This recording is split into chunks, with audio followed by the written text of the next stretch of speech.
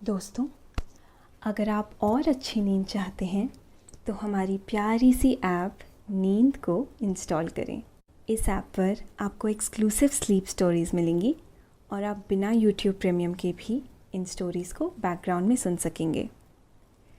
Install करने के लिए आप हमारी वेबसाइट नींद.ऐप पर ज़रूर आइए और अच्छी कहानियाँ, स्लीप म्यूज़िक, कुछ टिप्स सुनने के लिए इस चैनल को सब्सक्राइब कीजिए। नमस्कार, मैं हूँ रिचा। आज आपको सुनाते हैं लेखक कुमार रहमान की लिखी sleep story blue mountain. Blue mountain बहुत खूबसूरत जगह है। वैसे इस शहर का नाम तो फोंगपुई है, लेकिन इस जगह की खूबसूरती ने ही इसे ये नया नाम दिया है, ब्लू माउंटेन, यानी नीले पहाड़ों वाला शहर। देश की तमाम खूबसूरत जगहों में गर्मी के दिनों में बड़ी संख्या में टूरिस्ट आते हैं, लेकिन ब्लू माउंटेन के बारे में ज्यादातर लोग नहीं जानते हैं। इसीलिए यहाँ टूरिस्टों की ज्यादा भीड़ नहीं होती। यहाँ ठहरना और घूमना काफी आनंददायी होता है। भीड़ ना होने की वजह से यहाँ शांति का संगीत बिना कोलाहल के सुना जा सकता है।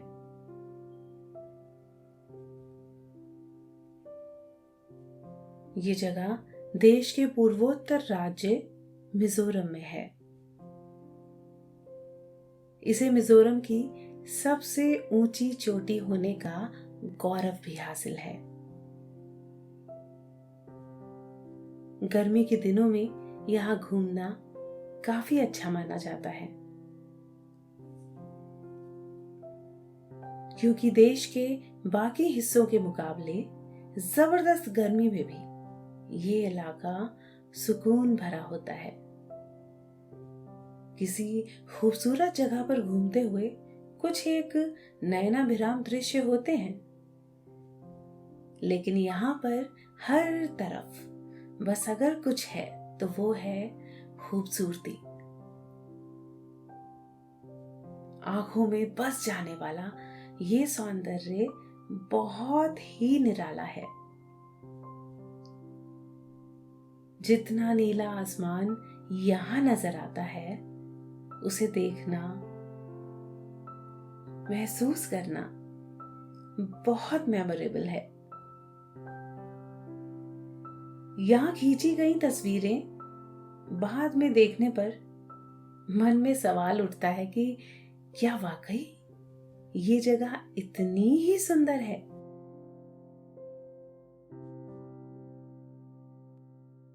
सच ये है कि ये जगह उन तस्वीरों से कहीं ज्यादा खूबसूरत है, क्योंकि ये तस्वीरें महज एक पल का स्टिल हैं, लेकिन यहाँ की लाइव ब्यूटी याद रह जाने लायक है। बस मन यूं करता है कि यहीं रुक जाए, हमेशा हमेशा के लिए, क्योंकि ये मंजर सिर्फ और सिर्फ यही नजर आते हैं। खूबसूरती के साथ यहाँ एडवेंचर का भी अपना मजा है। ट्रैकिंग करते हुए बहुत मजा देता है। बांसों के जैसे खूबसूरत जंगल यहाँ हैं, वैसे शायद फिर चीन में ही देखने को मिलेंगे। हरे हरे बांस यूं एहसास कराते हैं कि ये सब किसी कैनवस पर ब्रश से उकेर दिया गया है। यहाँ पर इतने रंग की छोटी बड़ी तितलियां नजर आती हैं जिन्हें देखकर बचपन के दिन याद आ जाते हैं। शहरों में तो आप तितलियां कभी कभार ही देख पाते हैं, लेकिन यहाँ इन्हें देखना यूं लगता है मानो बचपन की स्मृतियां उड़ी चली जा रही हैं, या फिर यादों का समंदर है जो हिलोरें लेता हुआ कभी दूर जाता है और कभी पास आ जाता है। यहाँ बहुत कुछ न सिर्फ मनोरम है बल्कि शानदार है, जानदार है। आज आपको ले चलेंगे ऐसे ही खूबसूरत जगह फोंग पुई में। लफ्जों में यहाँ की खूबसूरती को महसूस करने के लिए आप पहले थोड़ा सा रिलैक्स हो जाएं।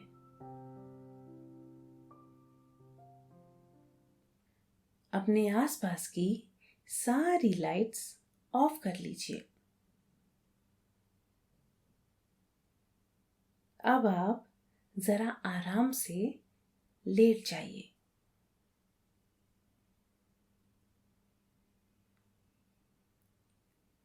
अपने शरीर को एकदम ढीला छोड़ दीजिए।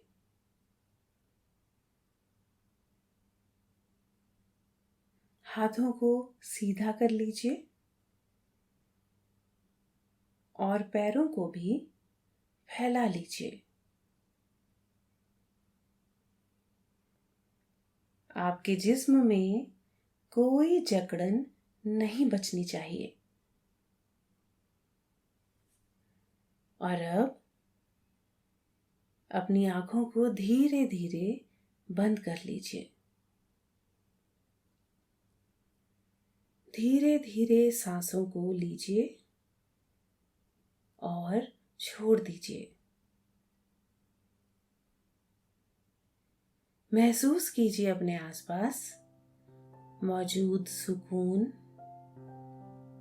और शांति को।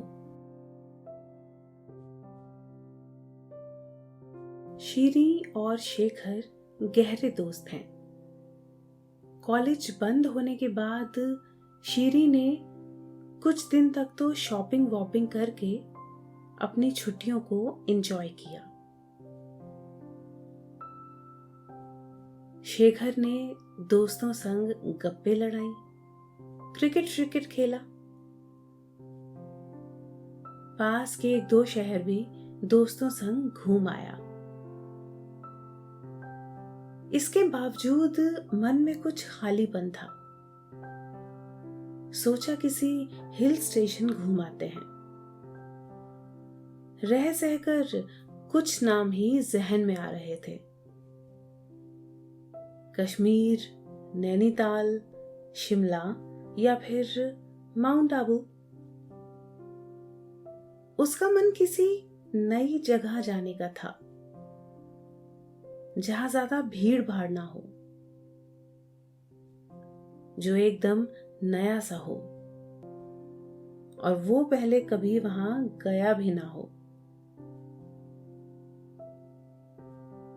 एक दिन उसने अपने ये सवाल शीरी से कह दिए और फिर शीरी, वो तो पूरी रिसर्च मास्टर है। दिन भर कुछ ना कुछ पढ़ते रहना या नया तलाश कर पढ़ना, ये उसके पुराने शौक हैं। शेखर को ये बात खूब पता है। इसीलिए एक दिन जब दोनों की मुलाकात हुई तो शेखर ने अपनी ये सारी इच्छाएं उसके सामने रख दी। शीरी ने शेखर की बात सुनकर उसके सामने एक नया प्रपोजल रख दिया। मैं बहुत खूबसूरत जगह तलाश दूंगी, लेकिन मेरी एक शर्त है।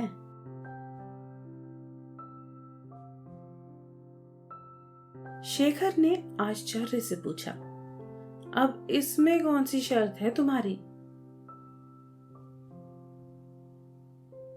शीरी ने आंखों को गोल गोल घुमाते हुए कहा, मुझे भी ले चलोगे तो ही मैं इतनी मेहनत करूंगी। शेखर ने कहा, डन, लेकिन फिर मेरी भी एक शर्त है। शीरी ने थोड़ा तुनकते हुए और हाथ नचाते हुए पूछा, अब तुम्हारी कौन सी शर्त है?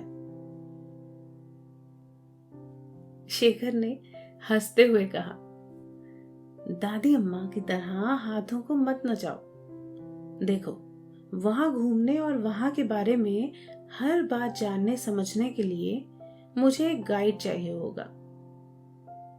तो मेरी शर्त यह है कि तुम मेरी गाइड बनकर चलो और पहले खूब सारी रिसर्च कर लो, ताकि तुम मुझे वहां के बारे में सारी जानकारी वक्त वक्त पर देती रहो।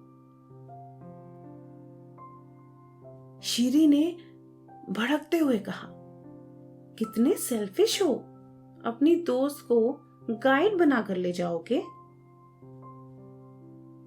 शेखर ने तुरंत बात संभालते हुए कहा, नाराज मत हो, मैंने गाइड वाली बात तो मजाक में कही है, लेकिन हाँ, अगर तुम थोड़ा रिसर्च के साथ चलोगी तो वो जगह घूमने में हमारा मजा दोगुना हो जाएगा, वरना हम समझ ही नहीं पाएंगे कि हम जो जगह देख रहे हैं उसकी खूबी क्या है, खूबसूरती की वजह क्या है।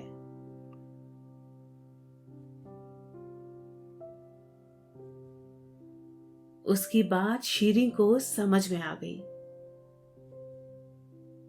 उसने कहा, शाम को फोन पर बताएगी कि कहाँ जाना है, फिर तुम टिकट बुक करा लेना। फिर जो वक्त बचेगा उसमें रिसर्च और तैयारी साथ साथ हो जाएगी। ये बात फाइनल होने के बाद शीरी घर चली गई। शाम को उसने शेखर को बिल्कुल नई जगह के बारे में बताया। उसने बहुत एक्साइटेड होते हुए कहा, शेखर, मैं तुम्हें ब्लू माउंटेन ले चलूंगी। मेरा मतलब है मिजोरम के शहर फोंगपुई।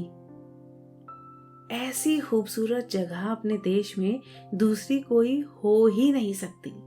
मैंने नेट पर उसकी तस्वीरें और वीडियो देखा।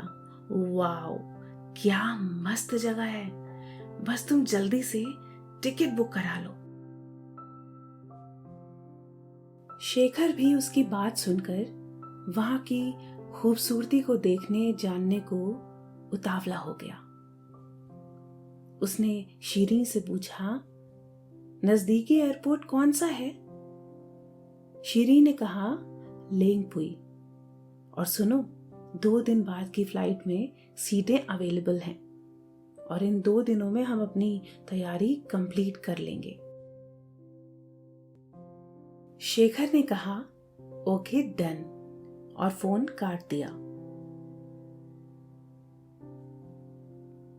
लेंगपुई एयरपोर्ट से जब शीरी और शेखर की कैब फोंगपुई की तरफ चली तो रात अपनी स्याह चादर समेट चुकी है और सूर्य देवता भी बिस्तर से उठकर बस अपने 7 घोड़ों वाले रथ पर सवार होने ही वाले हैं।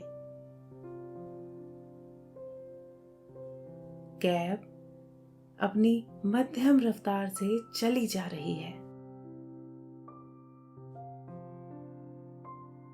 सड़क के दोनों तरफ खूब सारी हरियाली है। कार की विंडो से बहुत ठंडी हवा अंदर आ रही है।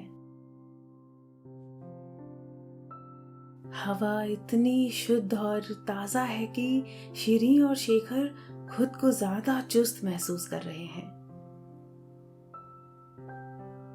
शीरी ने शेखर से कहा, मिस्टर शेखर, हम एक बहुत खूबसूरत जगह जा रहे हैं, इसलिए चलो पहले उसकी तैयारी करते हैं।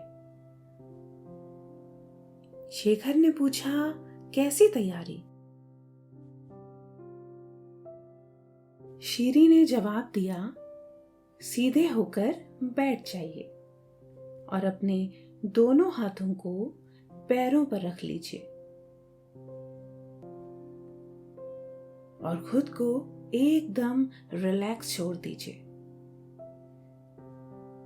शरीर में किसी तरह की अकड़न या जकड़न नहीं होनी चाहिए। शीरी के इंस्ट्रक्शंस को नोटिस लेते हुए शेखर ने वैसा ही किया। फिर शीरी ने उसे आगे बताना शुरू किया।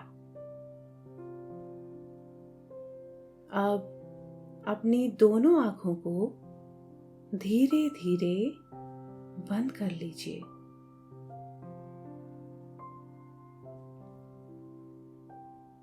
शेखर ने अपनी आंखों को आहिस्ता आहिस्ता बंद कर लिया। इसके बाद शीरी ने उसे आगे बताया, पहले आहिस्ता आहिस्ता सांसें लीजिए। जितनी देर आप सांस लेते हैं उतनी ही देर उसे शरीर में रोकिए और फिर उतने ही धीरे धीरे उसे शरीर से बाहर निकाल दीजिए। ऐसा अंदाजे के मुताबिक 5 मिनट तक कीजिए। अब मैं भी शुरू करती हूं।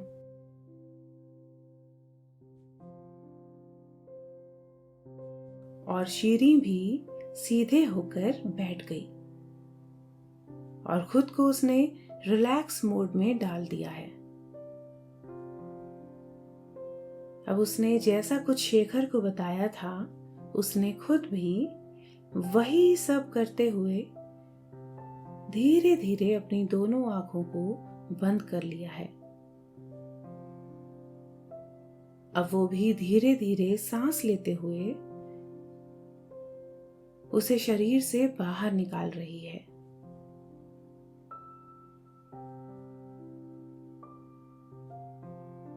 दोनों ने तकरीबन 5 मिनट तक ऐसा किया।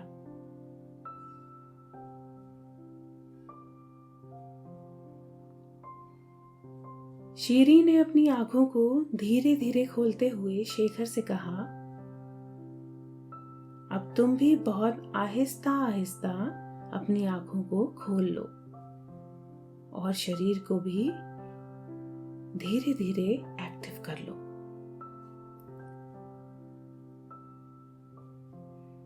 शेखर ने आंखों को खोल लिया है और फिर आराम से बैठते हुए उसने शीरी से कहा,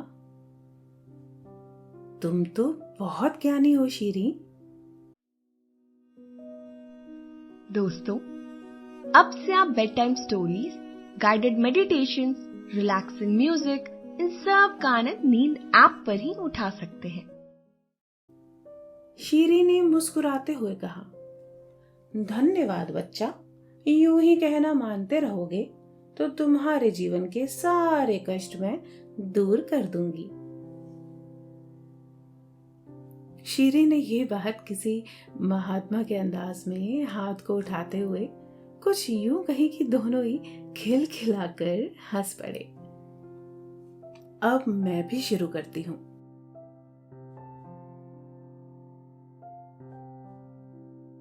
शीरी ने अपने बैग से एक छोटी सी डायरी निकालकर उसके कुछ पन्ने पलटे। उसके बाद उस पर एक नजर डालते हुए शेखर से कहा, चलो अब मैं तुम्हें फोंगपुई के बारे में बताती हूं।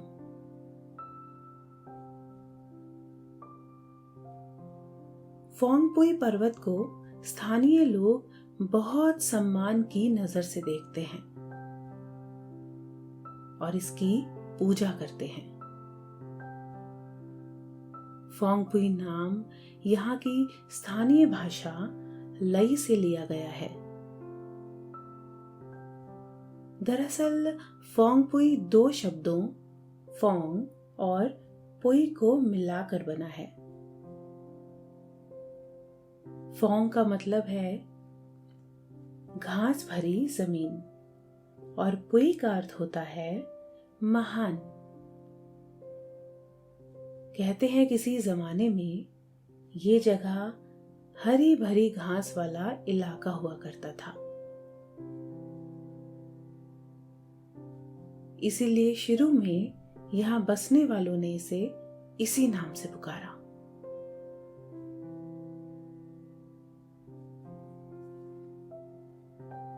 शेखर ने उसकी तारीफ करते हुए कहा, तुमने तो काफी जानकारी जमा कर ली है। शीरी ने कहा, और बताती हूं। इस जगह को लेकर कुछ पौराणिक कथाएं भी हैं। कहते हैं कभी यहाँ देवता रहा करते थे। धार्मिक मान्यता के मुताबिक यहाँ की पहाड़ी पर सांगो नाम के देवता का निवास है। इस देवता के नाम पर ही यहाँ की वादी में एक बस्ती को भी सांगो नाम से जाना जाता है। सांगो देवता के बारे में एक लोक कथा भी है। कहते हैं कि राजा सांगो का एक बेटा था। उसकी शादी शाही परिवार की राजकुमारी चेरियन से हुई थी। इस शादी में देवदार का पेड़ भी उपहार में दिया गया था। अभी पहाड़ के ऊपर जाने वाला जो प्रमुख रास्ता है उसे फरपक कहते हैं। इसका मतलब होता है केवल देवदार।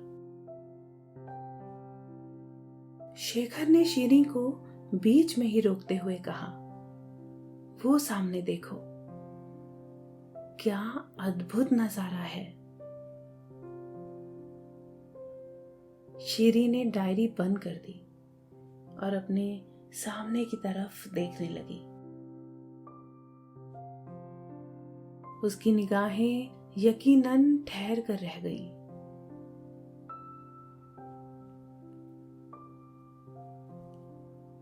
सामने नीले नीले पर्वतों की एक पूरी श्रृंखला दूर तक नजर आ रही थी।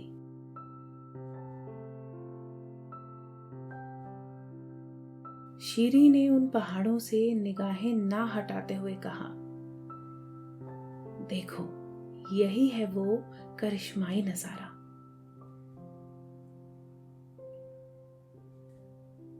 तुमने पेड़ों से भरे हरे पहाड़ देखे होंगे, बर्फ से ढके सफेद पर्वत देखे होंगे।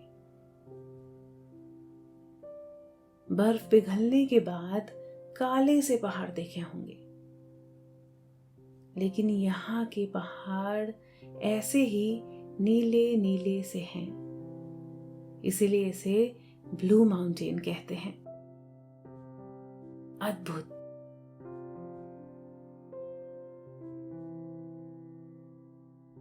कुछ देर बाद उनकी कैब ने उन्हें एक जगह पर उतार दिया और वो दोनों पैदल ही चल पड़े।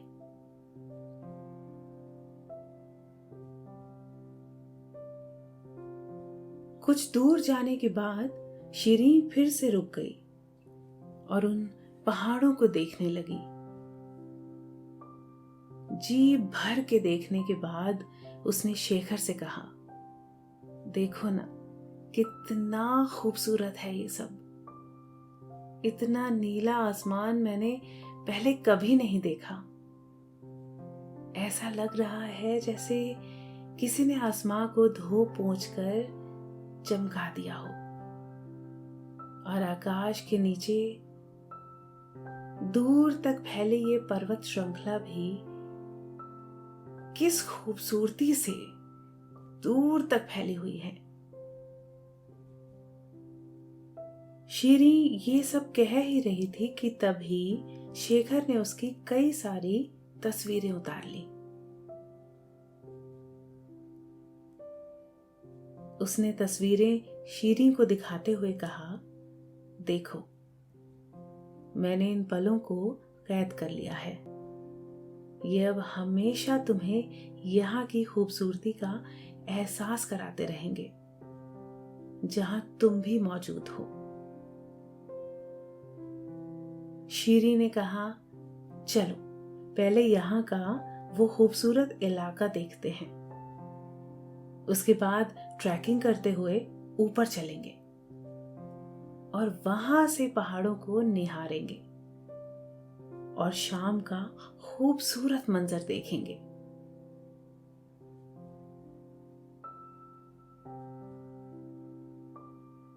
शेखर ने उसे चिढ़ाते हुए कहा, तुम मेरी गाइड हो, तुम्हारी बात मानना मेरा फर्ज है।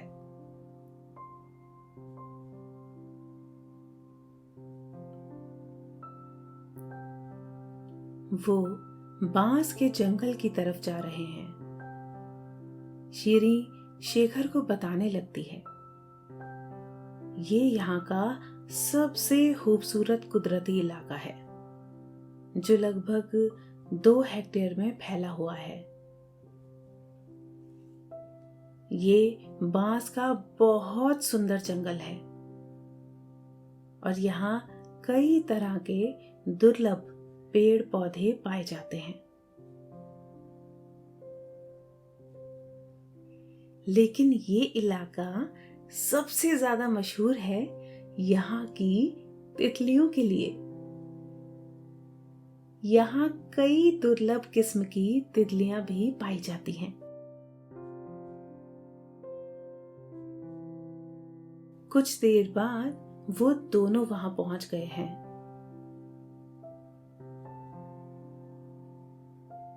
शेखर ने चारों तरफ देखते हुए कहा, यकीनन बहुत खूबसूरत इलाका है। ऐसे खूबसूरत बांस मैंने पहले नहीं देखे। वो वहां के खूबसूरत दृश्य देखते हुए आगे बढ़े चले जा रहे हैं। तभी शीरीं ने उसे टोकते हुए कहा, उधर देखो। और जब शेखर ने शीरीं की उंगली की तरफ देखा तो एकदम मूरत बनकर रह गया।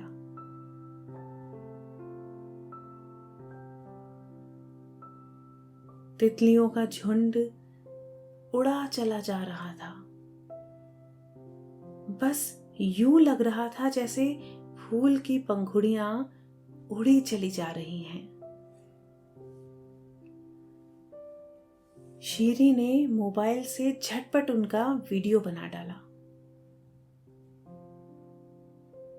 फिर कहने लगी, आह, क्या मनमोहक नजारा था। मन हो रहा है बचपन की तरह इन तितलियों के पीछे भागती फिरूं। कुछ आगे जाने पर उन्हें हजारों की तादाद में बस तितलियां ही नजर आ रही थीं।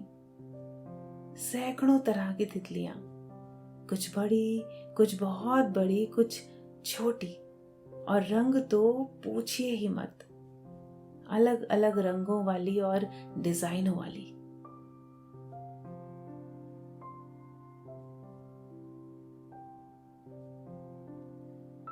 तभी एक तितली आकर शीरीं के कंधे पर बैठ गई। शेखर को जैसे इसी पल का इंतजार था। उसने तुरंत ही एक तस्वीर क्लिक कर ली। वो दोनों काफी देर वहीं घूमते रहे। उसके बाद वो घास के एक बड़े से मैदान की तरफ पहुंच जाते हैं। ये इलाका तमाम तरह के खूबसूरत पंछियों के लिए जाना जाता है। शीरीं तो सनबर्ड को देखकर खुशी से चहकने लगती है। दोपहर ढलने लगी है वो दोनों ट्रैकिंग करते हुए एक ऊंची जगह पर पहुंच जाते हैं।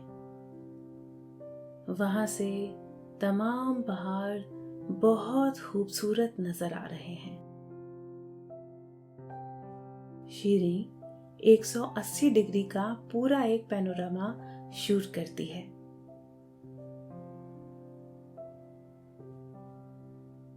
शेखर ने कहा, ऐसा लगता है जैसे वक्त ठहर गया है। यूं लगता है जैसे ये कोई लैंडस्केप हो जिसे किसी महान कलाकार ने अपनी कूची से उकेरा है।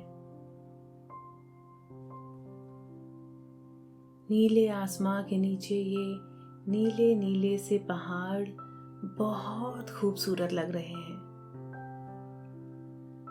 वो दोनों वहीं बैठ जाते हैं और धीरे धीरे वक्त के साए को उन पहाड़ों और आसमां पर महसूस कर रहे हैं। शीरी तो हर 15 मिनट बाद के मंजर की तस्वीरें उतार रही है। धीरे धीरे शाम घिर आती है। जब डूबते सूरज का अक्स उन पहाड़ियों पर पड़ता है तो वो मंजर तो ना भूलने वाला बन जाता है।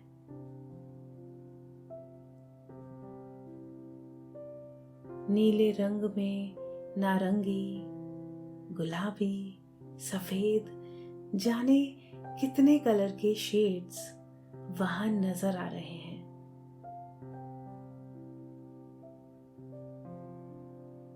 शीरी कहती है, ऐसा लगता है जैसे ये सब कुछ एक सपना है। मैंने ऐसा दृश्य कभी नहीं देखा। धीरे धीरे सांझ घिर आती है और शीरी और शेखर वहां से नीचे की तरफ चल पड़ते हैं और फिर वो कैब से अपने होटल की राह लेते हैं।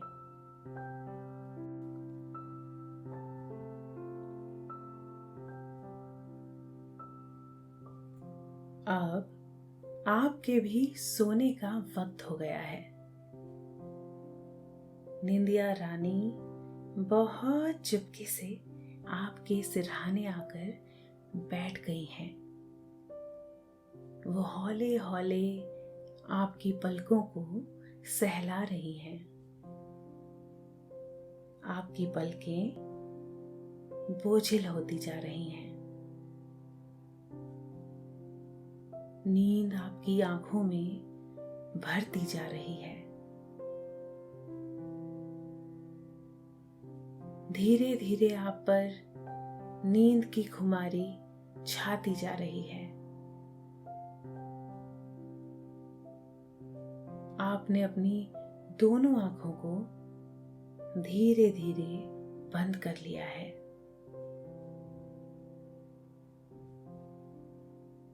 अब आप आहिस्ता आहिस्ता नींद की वादियों में उतरते जा रहे हैं। शुभ रात्रि।